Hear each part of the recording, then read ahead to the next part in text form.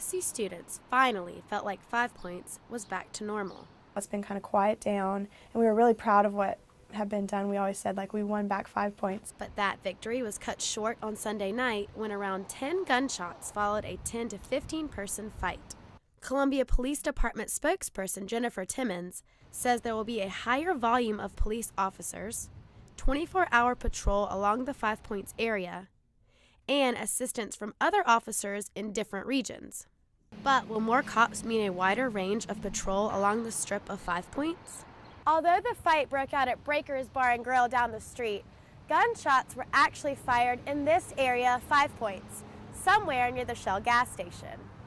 GM of bars Sharky's and Back Corner Ron Hubbard says police are needed in these areas, not inside 5 Points establishments. We pay tons of money for our door staff and bouncers for the protection of people inside.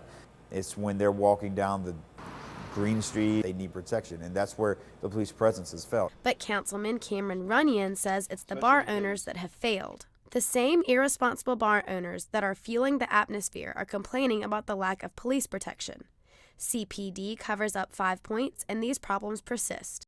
But Hubbard says the problem isn't his customers. These people aren't drinking in our bars or our establishments. People that didn't go to college, people that weren't looking to come have a good time, but were just basically looking to start trouble. USC student Liz McIntyre agrees police strategy, not students, are responsible for the violence in 5 Points. I do think that there needs to be a more mobile police presence. And you can find over 6,000 people on McIntyre's Facebook group, Fight Back for 5 Points, that agree.